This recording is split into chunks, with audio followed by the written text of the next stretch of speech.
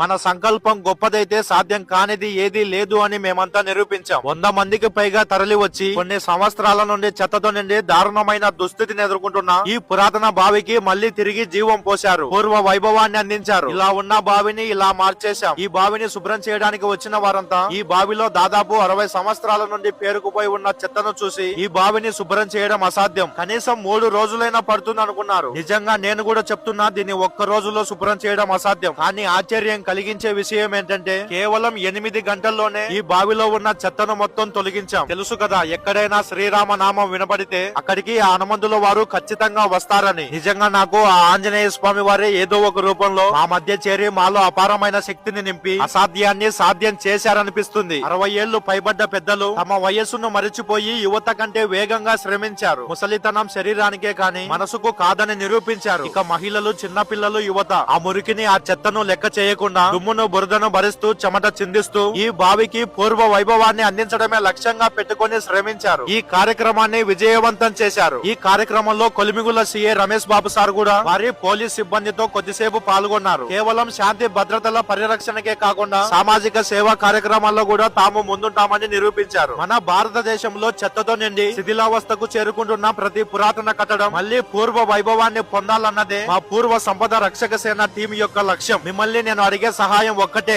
ఈ వీడియో ప్రతి ఒక్కరి మొబైల్లో ప్లే అవ్వాలి. దయచేసి కనీసం 5 మందికి ఈ వీడియోని షేర్ చేయండి. జై శ్రీరామ్ అని కామెంట్ పెట్టండి. మన వీడియోలు దేశవ్యాప్తంగా వైరల్ కావడం వల్ల చాలా రాష్ట్రాల్లో యువత మరియు గ్రామ పెద్దలు ముందుకు వచ్చి ఇలాంటి దుస్థితిని ఎదుర్కొంటున్న పురాతన కట్టడాలను శుభ్రం చేసుకుంటున్నారు. చాలా పురాతన కట్టడాలు మళ్లీ వాటి పూర్వ వైభవాన్ని పొందాయి. ఇంకా చాలా మందిలో మార్పు తీసుకురావడం కోసమే నేను ఈ వీడియోని షేర్ చేయమంటున్నా. పల్లెటూరులలో ఉన్న ఇలాంటి పురాతన కట్టడాల గురించి మనకు ఏ బుక్స్ లో గానీ, ఇంటర్నెట్ లో గానీ ఒక్క ఫోటో కూడా దొరకదు. మనం వీటిని ఇప్పుడు రక్షించుకోకపోతే రేపటి తరానికి ఇలాంటివి ఉన్నాయన్న సంగతి తెలియకుండా పోతుంది. ప్రస్తుతం ఎక్కడ చూసినా మన పురాతన కట్టడాలను డస్ట్ బిన్ లా ఉపయోగిస్తున్నారు. ఇక దయచేసి నిర్లక్ష్యాన్ని వదిలిపెట్టి వీటిని రక్షించి జాగ్రత్తగా మన రేపటి తరానికి అందిద్దాం. ఈ బావి నంద్యాల జిల్లాలోని కొలిమిగుళ్ళ మండలంలో ఉన్న నందిపాడు అనే గ్రామంలో ఉంది. నందిపాడు గ్రామస్తుడైన జనాన్న గారు మరియు వారి స్నేహితులు ఈ బావి గురించి మా టీం కి తెలియచేశారు. తెలియచేయడమే కాకుండా ఈ బావిని శుభ్రం చేయడం కోసం ఎంతో ఖర్చు చేశారు. మా టీం కి కావాల్సిన సౌకర్యాలన్నీ కూడా చూసుకున్నారు. శ్రమ మీదైతే ఆకలి తీర్చే బాధ్యత నాది అంటూ శంకర్ రెడ్డి గారు ముందుకు వచ్చి ఇక్కడ శుభ్రం చేయడానికి వచ్చిన వారందరికీ భోజనాలు ఏర్పాటు చేశారు. ఇంకా ఈ నందిపాడు గ్రామ పెద్దలు ఈ కార్యక్రమానికి తమ వంతుగా ఆర్థిక సహాయాన్ని అందించారు. అలాగే ఒక పురాతన బావి చెత్తతో నిండి ఉంది, శుభ్రం చేద్దాం రండి అని పిలుస్తానే మన గుడి మనబడి టీం వారు 100 కిలోమీటర్లు ప్రయాణించి వచ్చి ఈ కార్యక్రమంలో పాల్గొన్నారు. మన వారసత్వ సంపద పరిరక్షణకై ఇక్కడికి వచ్చి శ్రమ బిందువులను దారపోసిన ప్రతి ఒక్కరికి పాదాభివందనం. జై శ్రీరామ్, భారత్ మాతాకి జై.